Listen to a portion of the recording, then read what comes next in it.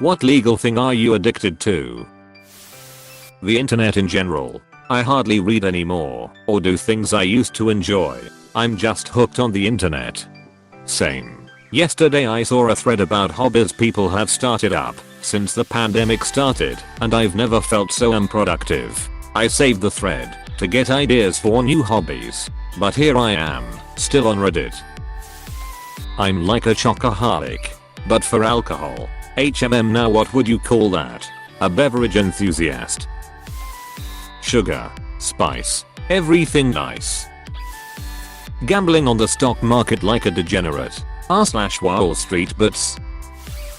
Caffeine and cigarettes. Ah yes, the ultimate laxative combo. Walmart sells generic fruit snacks that I swear have crack in them. I actually have to limit myself to only buying a box every 3 months because I will inhale them. The smiley face ones? Yes. Drinking water. Hail hydrate. A fellow hydro homie. Coffee. I'm a basic bitch like that. But last Sunday, I decided to stop coffee cold turkey to see how long I could go without it. No headaches. No irritability. No symptoms whatsoever of withdrawal. My heart rate lowered. Sleep was better. But, God, was I so bored without my cup of coffee in hand. Yesterday, I caved and had a cup of coffee. And it felt like I was having the most exquisite, delicious day in the story of my life. Goddamn. I was so happy. Sipping my coffee. Humming happy songs. So, yeah. Coffee addiction. Legal. But still an addiction. Decaf. People roast me, pun intended, for it, but I really enjoy the flavor of coffee. So I will have a normal cup in the morning to get my day going, and a cup of decaf at about 3 because I just like coffee.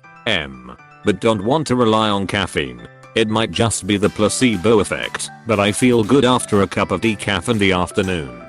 I believe that decaf coffee also contains caffeine, just much less, so not zero caffeine, which could be part of why it makes you feel good in the afternoon. Caffeine. It's actually a very physically addictive drug. I drank a shitload of coffee in high school. Didn't understand how dependence worked, so I drank increasingly more coffee because I didn't consider that it was the direct cause of me being constantly tired. Just figured I'm an excessively tired guy. I need a lot of coffee. Eventually got to the point that I was literally swallowing whole coffee beans and chasing them with Red Bull before work because I'd be so tired I couldn't even function if I didn't. Eventually smartened up and realized what was happening. Stopped drinking caffeine cold turkey. For about 2 weeks I was straight up feverish. Felt like a zombie. Could barely move or think. Eventually it started getting better and I suddenly had more energy than ever. Now I'm careful about it and don't overdo it, but there are still people in the office who will literally get migraines if they don't drink a few cups in the morning, and absolutely need it around 3 PM. It's pretty normalized in society. Fun fact, the headaches are because when you drink coffee, it constricts the blood vessels in your brain.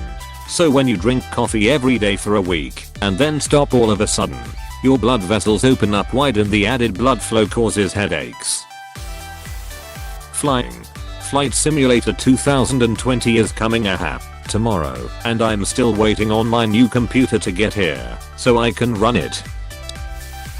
Coca-Cola. Just love it, man. Soda in general for me. Being home office because of COVID with my wife and 2 dogs, I have never been so much happy my entire life, and I'm scared to go back. I got laid off in March and am waiting on money. It's simpler to explain it this way. I have a newborn and my wife makes a shit ton of money. After the army, I'm very much enjoying my peace. I never realized how much of my anxiety and depression came from working until I realized I honestly don't have to. If you can afford to be a stay-at-home parent and you enjoy it, just do it. Alcohol, cigarettes, porn, TV, my phone, my sleeping pills. Basically anything I've ever tried. Well, at least you'll never be addicted to sex. Can't believe you've done this. You've killed this person. The burn unit is maximum capacity today. Gummy peach rings. Edit. Original post TL. Dr. Alcohol. Thank you all for your kind words and support. Typing everything out really helped. Because I haven't really gotten everything off my chest before. You got this. Change your phrases of I need to I'm going to. Seems like a small difference, but it takes you from predicting failure to asserting progress. Man, if you find you're having a hard time quitting but want to, I have to recommend talking with a doctor and asking about naltrexone. I swear I'm not a pharmacial or thing. This shit has been life changing for me and my partner. Just makes it so you can have a drink and then put it down like a regular person. Sunflower seeds. They help me focus on audiobooks or podcasts I'm listening when taking walks. Always have them in my pocket. I guess I'm addicted. I have a highly addictive personality, so I can easily get hooked onto things. For this reason, I've always stayed away from things like gambling. My family is notorious for addictive personalities. One of the many reasons I've avoided booze and cigs like the ducking plague. As far as booze, I feel the loss of control to be extremely frustrating. Also, feeling blah after a bender isn't addicting. One of few bad things I've tried, but didn't get addicted to. Porn. Edit. I had originally posted this as a joke, but after seeing some of the things you guys have posted, I realized I'm legitimately addicted to porn, and it's ruining me. As of Monday, August 17th 2020 at 2:35 AM with 169 upvotes, I will be porn free.